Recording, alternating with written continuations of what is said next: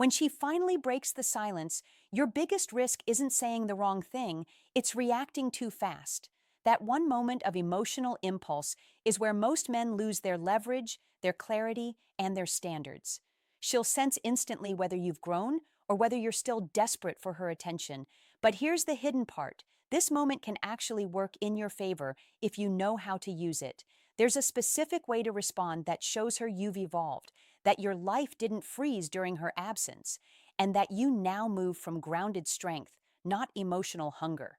The shift is subtle, but it changes everything. Because understand this, her message isn't a romantic surprise, it's a negotiation.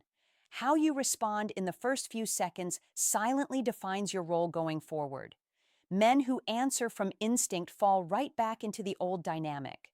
Men who answer from clarity reset the entire frame without saying a single clever line. This video is going to show you exactly how to move with the kind of presence that makes her feel the difference. Like and subscribe before we get into it, because the first principle we're about to break down becomes the backbone of every interaction that follows.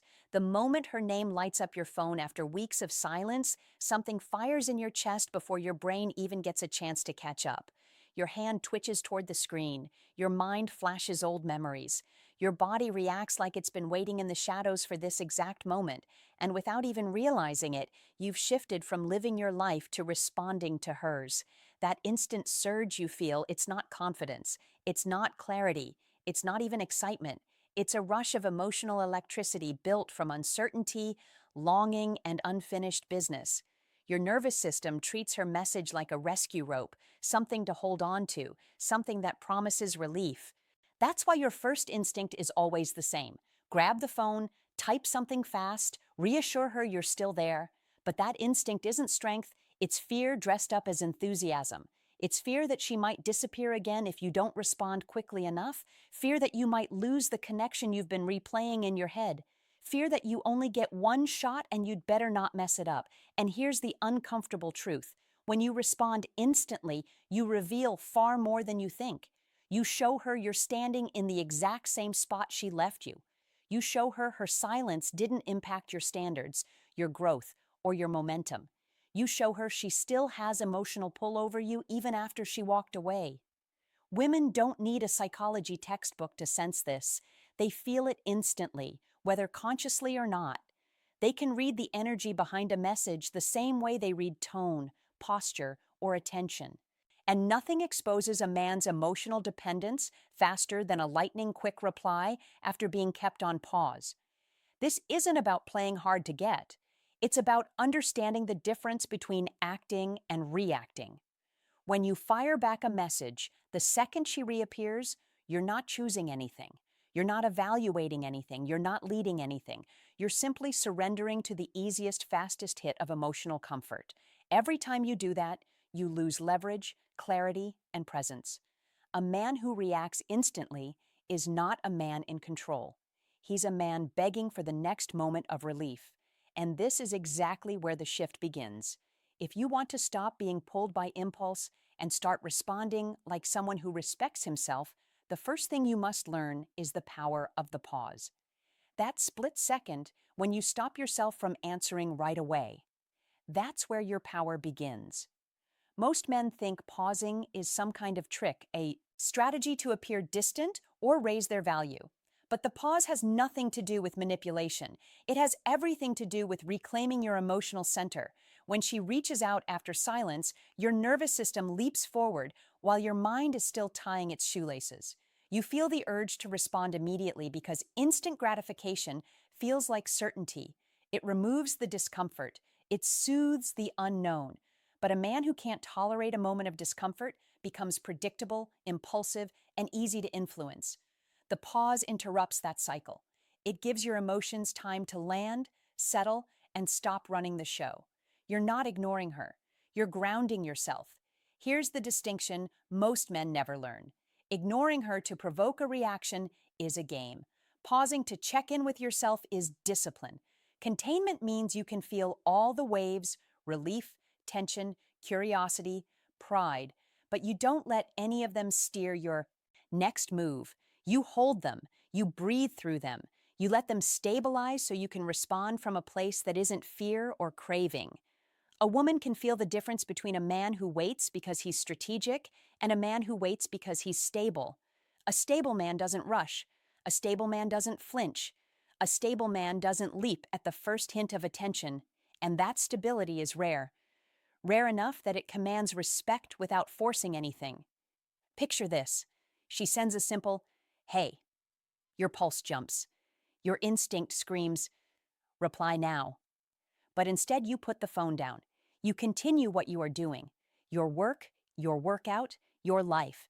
You give yourself 30 to 60 minutes for your mind to return to baseline. When you come back to that message, you're thinking clearly instead of reacting blindly. You're choosing rather than chasing. This isn't about withholding affection. It's about refusing to let a notification dictate your behavior. Only, a man who lacks self-control needs to play games. A man with self-control doesn't need tricks. He just needs to pause long enough to return to himself. And in that pause is the doorway to the next crucial step. Understanding what's happening inside you before you even think about answering her. Before you even think about tapping that keyboard, there's one place you have to look first. Not at her message, not at her timing, not at her emojis, at yourself. Because the truth is brutally simple. If your emotional state is shaky, your interpretation of her message will be shaky too. A man who needs her message to feel okay is already negotiating from the ground. And that's why this step matters more than any clever reply you could ever type. If you don't check your internal state, you won't be responding to her. You'll be responding to your own fear, loneliness, or fantasies. So ask yourself the first question. Am I hoping this message saves me from feeling alone? If the answer is yes, pause even longer because that's not clarity. That's desperation wearing cologne. Second question, am I assuming this message means everything has changed? One, hey, doesn't erase past distance, past patterns, or past inconsistency. Your mind will try to fill in the blanks with what you want to be true. That's projection. That's your imagination writing a love story she hasn't signed off on. Third question, if a random acquaintance sent this same message, would I feel this much excitement?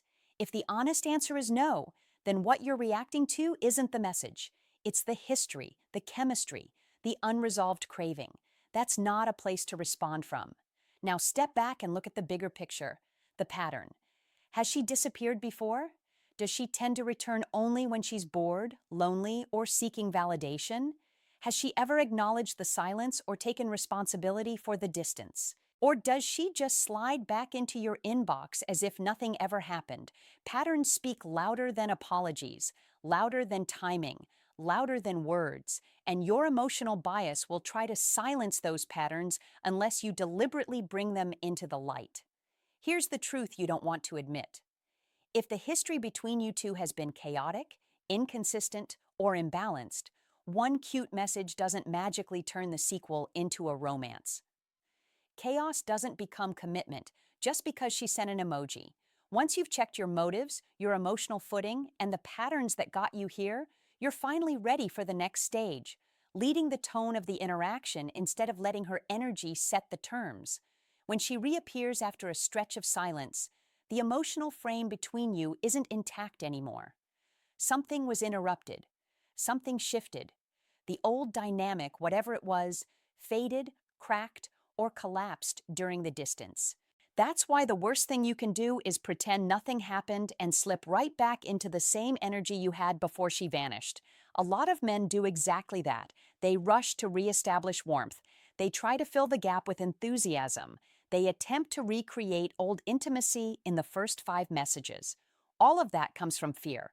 The fear that if they don't act fast enough, she'll disappear again. But leading the emotional tone means refusing to be dragged into a rhythm. It means setting the pace instead of surrendering to it. It means understanding that your response is not just a reply. It's a signal, and that signal should come from groundedness, not eagerness. Here's the simple truth. You cannot lead from panic. You cannot lead from nostalgia. You cannot lead from the need to get things back to how they were. You lead from presence. That starts with a neutral, steady energy, not cold, not overly warm, just grounded. You're not here to chase clarity. You are clarity. You're not trying to prove you're still the same good guy she once liked. You're showing that you've grown into someone who won't abandon his standards just because someone shows up again. One of the strongest ways to hold the frame is to guide the conversation with calm curiosity. Not pressure, not interrogation, curiosity. And the simplest, cleanest question that does this is, what made you want to reach out? This question does three things immediately. It brings the silence into the room without hostility. It invites honesty without forcing it. And it reveals her emotional posture. If she deflects, jokes, or avoids answering, you've learned something. If she becomes sincere, vulnerable, or accountable, you've learned something else entirely. Her reaction tells you more than her message ever could. Remember, frame isn't about control, it's about direction. You set the tone she steps into, not with pressure, but with presence, not with tactics, but with centeredness. And the fastest way to lose that frame, dumping your emotions all over her the moment she opens the door. Which brings us to what you must avoid next. Nothing collapses your strength faster than unloading everything you've been holding the moment she reaches out. It's tempting. You've had time to stew in unanswered questions, lingering hurt, pent-up frustration, or unresolved longing. And when she finally sends that message, it feels like an opening to pour it all out. But emotional dumping is not vulnerability. It's not courage. It's loss of containment. Emotional spillage looks like this: long paragraphs explaining how much her silence affected you, rapid-fire messages trying to clarify everything at once, confessions laced with fear, hope, pain, and pressure, a desperate need to be understood, validated, or reassured.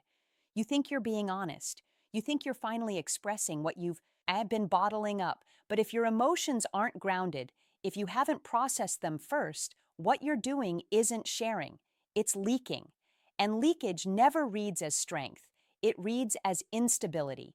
The impact on her is immediate. She'll feel the weight of your emotions hitting her all at once. And instead of drawing her closer, it pushes her into the role of emotional regulator, something she never agreed to be. It signals that her return has the power to destabilize you, that she's the center of your emotional universe, and that you haven't grown through the silence at all. Now, avoiding spillage doesn't mean suppressing everything. Pretending to be unbothered is just repression, and repression always cracks later. Containment is something entirely different. Containment means you feel fully, but you don't make her responsible for those feelings. You process them yourself through journaling, reflection, conversations with trusted friends, or simply giving yourself time so that when you show up clean. Here's a practical rule. If you have more than 2 sentences worth of emotional content to deliver, write it out somewhere else first. See what part of it is clarity and what part is just emotional overflow. Most of what you want to say in the heat of reconnection is temporary impulse, not truth.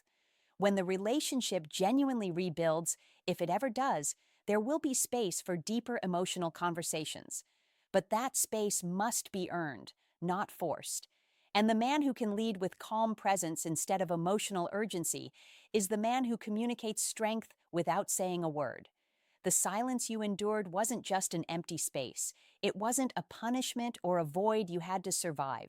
It was a reset, a forced pause that gave you room to breathe, recalibrate, and remember who you are when you're not wrapped up in someone else's emotional orbit. That space may have felt painful, confusing, or even humiliating at first, but it also offered you something priceless: clarity. Maybe you started sleeping better. Maybe you rediscovered routines that make you feel grounded. Maybe you finally had time to focus on your work, your fitness, your goals. Maybe you simply noticed how much mental noise disappears when you're not waiting for her messages. That is peace. Not the absence of feelings, but the presence of stability. Peace looks like checking your phone less, thinking more clearly, breathing more easily, reconnecting with your own pace instead of chasing someone else's. So when she reappears, the question is no longer, how do I get her back? It becomes, does letting her back in protect or disturb the peace I fought to rebuild? A lot of men welcome chaos just to avoid loneliness. They confuse emotional turbulence with emotional connection. They mistake intensity for intimacy.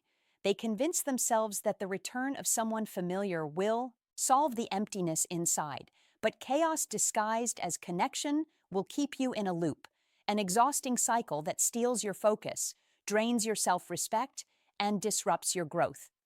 Before you reply, look at the energy she brings back with her.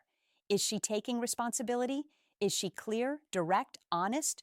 Or is she vague, casual, and testing to see if you're still available whenever she needs a hit of attention? Her message is not an invitation into your life, it's information. You decide what to do with it. This is where your power shifts. You're not standing at the door hoping she chooses you. You're standing inside the world you've rebuilt, evaluating whether she deserves a place in it. That mindset alone transforms how you respond, how you show up, and how you lead. Because at the core of masculine strength is peace. If someone disrupts it, drains it, or plays loosely with it, they don't get easy access. They earn it or they lose it. And now that you understand what your silence has given you, you're ready for the final step, responding as the man you've become, not the man you used to be.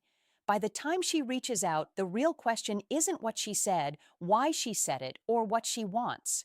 The real question is, who are you now? There's the version of you she walked away from. The one who reacted fast, overgave, overexplained, and hoped his effort would close the emotional gap. And then there's the version that emerged during the silence. The man who learned restraint, clarity, and self-respect. Your evolved self doesn't fear outcomes. He's not auditioning. He's not hoping to be chosen. He's grounded enough to know that connection only works when both people show up fully, not when one is chasing scraps of certainty. He doesn't need her to validate his growth. He embodies it through how he speaks, how he slows down, and how he sets boundaries without hostility. This final step is about aligning your response with the man you've become. And depending on her intent and your truth, there are three clean, grounded paths forward. Option 1, acknowledge, then maintain distance. If her energy is vague, inconsistent, or evasive, you keep the interaction polite but minimal, not cold, not petty, just clear. You're not investing where clarity and consistency are absent. Your tone communicates respect without offering renewed access. Option 2, open the door, but slowly. If she shows accountability, vulnerability, and genuine intent, you can allow the connection to reopen, but on a measured pace. Consistency over excitement, actions over words. You're not rebuilding what was. You're evaluating what could be, and you're doing it from a place of strength rather than longing. Option 3, do not continue. If her return threatens your peace, repeats old patterns, or feels like another loop of the same emotional cycle, you have every right to step back entirely. Sometimes the strongest response is the one that protects your future, even if your feelings tug you toward the past. This can be silence or a firm, respectful closure. Either way, it's a choice rooted in self-respect. The point isn't which option you take. The point is that you choose, not your fear, not your impulse, not the old version of you that chased certainty at the expense of self-worth. This moment is your mirror. It reveals whether you've simply survived the silence or evolved through it. How you respond isn't a test she gives you. It's a test you give yourself. When a woman comes back after silence, most men treat it like a lifeline. But if you followed this journey, you already know the truth. Her message is not the main event. Your response is. Because the moment that notification shows up, it doesn't just poke your feelings. It exposes your relationship with yourself. It touches the parts of you that crave reassurance, that hate uncertainty, that want things to finally make sense. But now you see the bigger picture. You pause. You check your motives. You read intent instead of fantasies. You lead the emotional tone instead of rushing to fill the void. You don't pour out raw emotion, hoping she'll cradle it. You protect the peace you built in her absence, and you respond not as the man she left, but as the man you've grown into. Whether she stays in your life or not, this entire process is about reclaiming your center. She can return with clarity or with confusion. She can come back sincerely or casually. But the one thing that must remain constant is you. Your standards, your grounded presence, your evolution. In the end, it isn't about getting her back. It's about not losing yourself the moment she returns. So here's your final reflection. Will I answer this message as the man I used to be or the man I became through the silence? Answer that honestly, and everything else becomes clear.